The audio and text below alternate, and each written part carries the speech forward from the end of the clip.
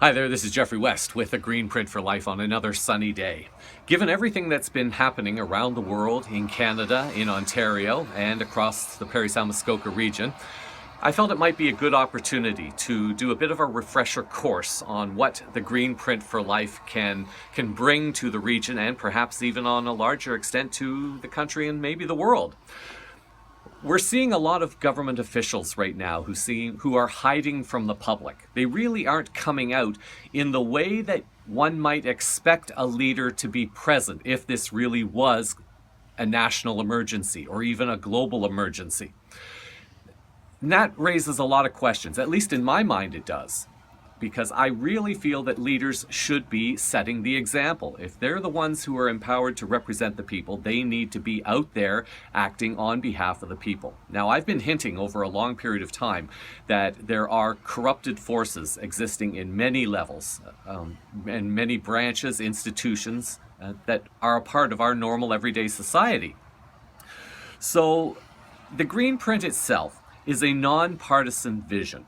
So it really is meant to offer a series of potential solutions, a starting point from which a discussion can begin as to how we can rebuild a community. And in the process of rebuilding a community, we can begin to expand that consciousness into affecting a larger border, a province, or maybe even a country.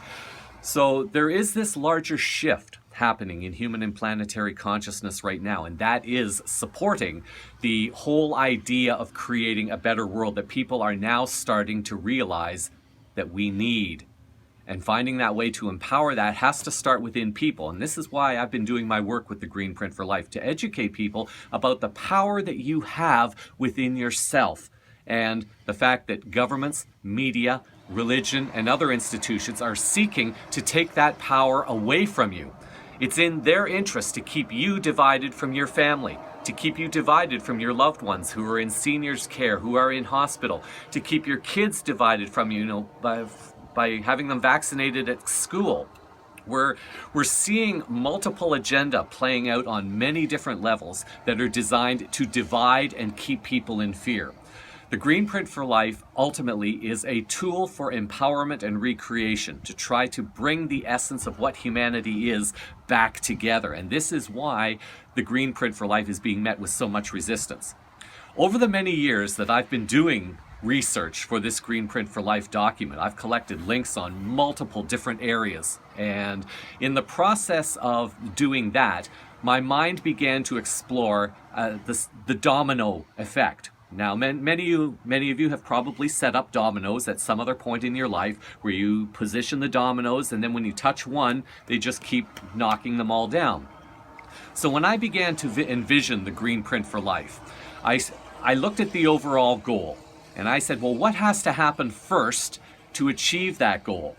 And then I identified a series of steps. Now, this is being put out in my Matrix for Life, and over the coming future, as you learn more about the Green Print, you'll see this Matrix for Life and you'll understand better what I'm trying to communicate right now. But just to keep it as simple as possible, I did a reverse engineering process to try to come down to the root source of where all of our problems are existing. And I found that it exists in governance, it exists in religion, and it exists in business. These are the root or the core issues of where all the fear and all the division has been coming from our society.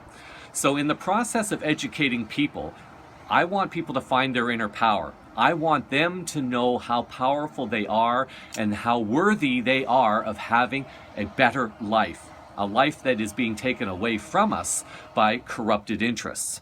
So as we empower people to get into governance and to rebuild businesses in a green, healthy, green, self-sustaining way, we can begin to address things like education, transportation, communications, energy, agriculture, architecture, infrastructure, policing, and how to rebuild the community in the most healthy, clean, green, and self-sustaining way. And I'll be educating people more about that as this goes along. But for now, it's important for people to understand this is a nonpartisan vision, and I invite people to come alongside and just participate with an open mind and an open heart to understand that we have the power to create the community that we want. So stay tuned for more as we move forward. Have a wonderful day. Create a wonderful day.